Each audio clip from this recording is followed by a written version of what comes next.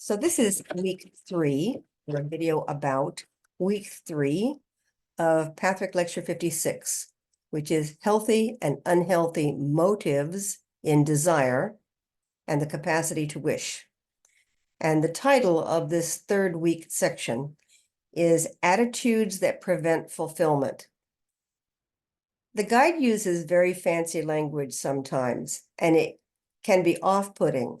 So I have a habit of trying to make it simpler, but not replacing the language, only offering it as an option. I'll give you an example in a second. So as he opens up this section of the lecture, what he says is that there's many reasons or many attitudes that will prevent you from gaining fulfillment. But there are 2 that he's going to go over in this lecture. The first one is feeling undeserving. And the second is a disinclination to pay the price. So let me pick up my point from that second thing. A disinclination to pay the price. If you simplify that into more common language, it's not wanting to pay the price. The dilemma is you may not be conscious of not wanting to pay the price. You may believe you do want to pay the price. So what we're looking at sometimes is a very subtle disinclination, a slight resistance. This work is really hard. The work of self-analysis, the work of finding hidden agendas and unconscious stuff is enormously difficult. I wonder sometimes if all the popularity of police shows and crime dramas and mysteries is partly about how hard personal work is. It's nice to see something that's not so hard. It's nice to see something where there are actual clues and the so-called smoking gun. It's refreshing to be able to solve a mystery instead of only having bits and pieces of a story that could take 10 or 20 years to completely unfurl for you. So while we're doing our work, which cannot be hastened too much, cannot be overly accelerated, we may, for distraction, seek a form that's easier. The way I used to tease about it is that after I would finish a weekend workshop, I would come home and I would I would go through my movie collection, and I had some favorites that were action movies and in a joke version where the good guys wore white hats and the bad guys wore black hats, and there wasn't any confusion. It was straightforward and just fought, and the good guys won. Because I'd just gone through a weekend of intense, subtle, taking apart unconscious stuff and drawing it's exhausting. And I just wanted it to be simple for 2 hours. And then I could rebound back into whatever had to be done. Someone stayed with me overnight after a weekend, and I had to warn them, you can do what you want. I'm watching action movies. And they looked at me like I was mad. I said, I just need an action movie right now. A really good black and white, simple version of life for the moment to bring me out. Distraction. So the disinclination to pay the price, the word disinclination is important, even if you do try to make it simpler by saying not wanting to pay the price. But one is not as conscious as the other. And so this work is a lot of this work is about things that we're not fully conscious of, that we're only beginning to get a hint of. So let me go into both of these for a little bit longer. The feeling of being undeserving was discussed in another group this week, and I feel like it was handed to me on a silver platter. The process helped me verbalize something that's very complex. The feeling of being undeserving may be true. It's a feeling, and you can point at it. The cause is I feel undeserving. The trick is that doesn't make undeserving a fact. It doesn't make it true. So I can feel that I'm undeserving, and then I can have reactions that continue from that point forward. But if I go back and I actually look at it, cold light of day, and say, I may feel that way, but is it true? So that I can question the emotional turmoil that I create for myself, which is another way to distract yourself from the work. It clouds the air, it clouds the judgment. Instead of going into that emotional turmoil, to look at what was the feeling caused by, and was it true? Because if it's not true, then the feeling is slightly artificial, or it's being supported by a lie. So what is the antidote to that? The antidote to that is to consider, if I feel that I am undeserving, what kind of spirit world, what kind of God creates a situation where people can be undeserving? Now, Patrick has an answer for that. And the answer is that if you are manifesting on this planet, you got permission to come here, that they're gatekeepers. And if you are here, you're here to work on something, and you're taking up space. Therefore, you are deserving of your place as a member of the human race. Now, not everybody accepts that, but I can't really teach pathwork if people are picking and choosing what they believe in. All I'm saying is that pathwork takes the point of view that the spirit world is not hostile or punitive, that it is there to support us, that we're here to work things out and find our stuff and learn to let it go.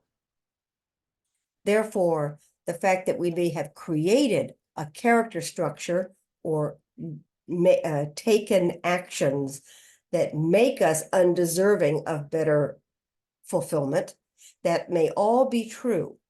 The question is, why? Why did I behave that way? And if I behave that way, that means I can behave another way. And to look at where you're reluctant to behave the other way, because there's a hidden agenda based in there. Basically, and I gave this as part of the God image, Pathwork Lecture 52, a while back on video. We create a God that's wrong or vengeful, and it gives us permission to rebel. Otherwise, we'd just be rebellious, but now we're rebellious with a cause. And in a previous lecture, the guide says there's nothing better than having a cause to pin your desires on. If I desire to act a certain way, it's great to have a righteous cause to justify it. So again, feeling undeserving, consider taking this apart. So either it's a vague fear or suspicion that you're going to get upset and agitated and continue down that road on, or there's a reason. You know you've done something that might make you undeserving of fulfillment. Instead of going forwards with that argument, consider what you did and consider how you might reverse that activity. Now, again, in the world of spirit that you're creating in your mind, that won't do any good. I'm already a bad person. What kind of spirit world is that? That's a human world of vengeance and vendetta. The world of spirit, according to Pathwork, is not interested in punishing you for being imperfect. It knew you were imperfect when you came and invited you to come to work on whatever needed to be worked on. If you want to bring this down to an analogy, it's like a parent punishing a child for behaving like a child. And that's in the past, I'm thinking Victorian ages, where they expected children to grow up quickly and behave according to a model they had, and the punishment was fierce. The spankings and finger banging and it was very cruel how they treated children. Fit the model or else. We take that human tendency to be harsh and we superimpose it on spirit.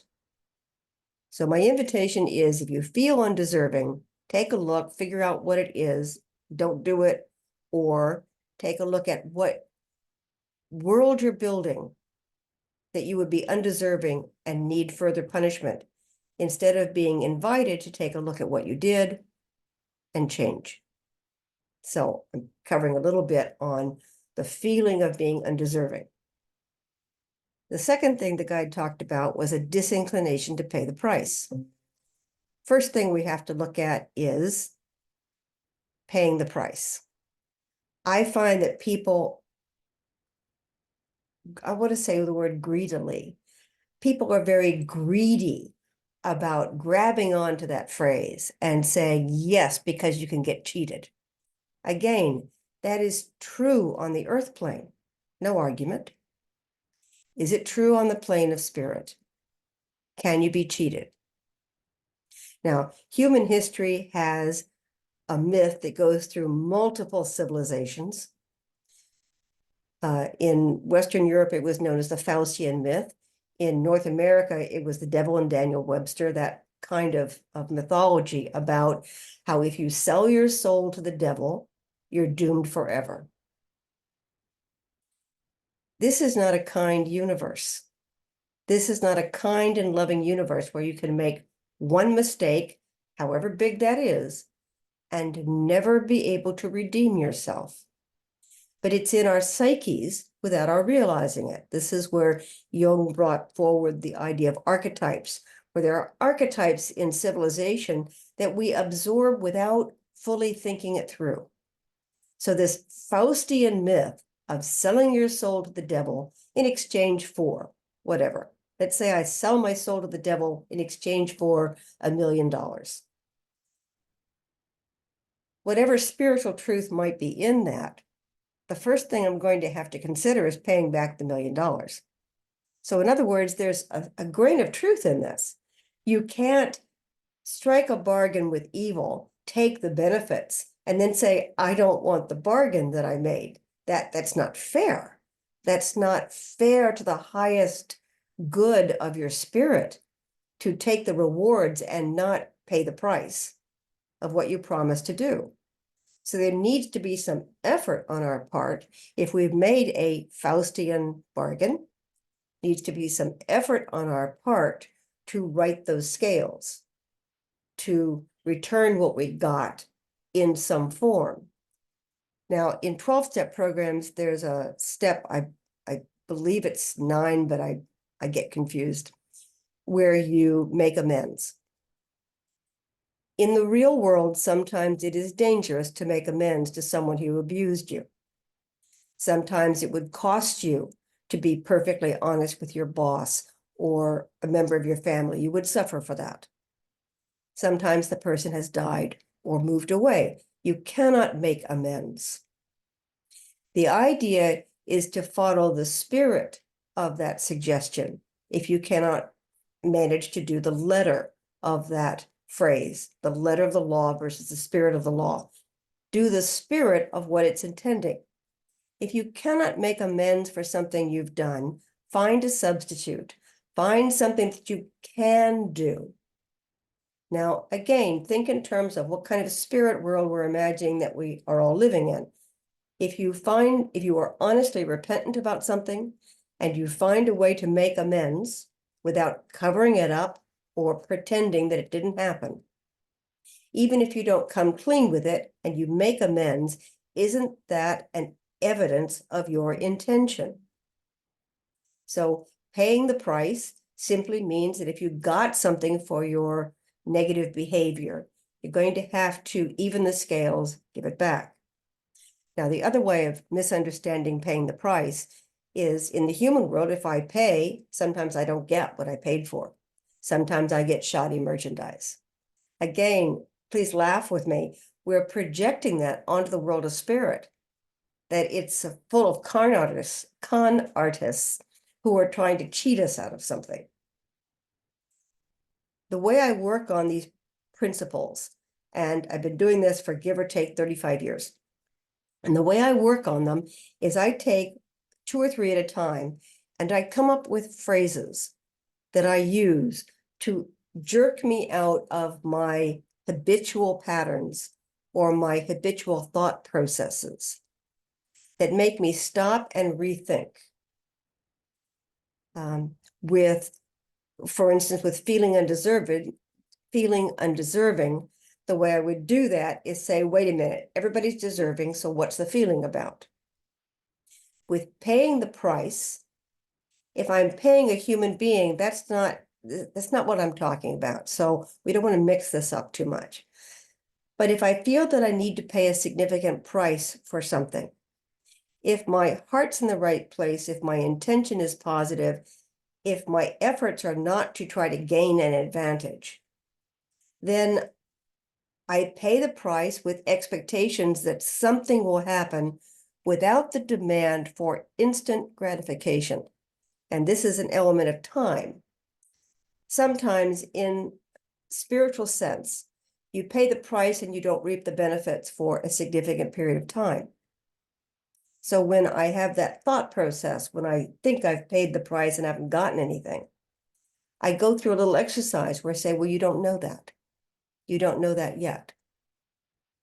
To try to bring into my thoughts some humility about what I think I understand, some humility about how everything has to be revealed to me rather than being simply true. If I pay the price, I get. And what I get could be the happiness of other people around me. So it's not always about me. So what I'm suggesting is to interrupt your train of thought and your feeling train of feeling, your feeling dynamic, and ask some hard questions. What do I believe? What do I think is happening here? Do I really believe that I can be cheated by spirit? And what does that make the world of spirit?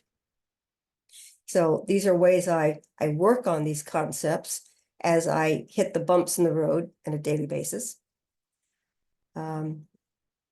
So hoping that this explained just a tiny bit about these two ideas of paying the price and feelings of negativity. If that helped, I'm delighted. Thank you for listening, and I'm going to go back to the meeting.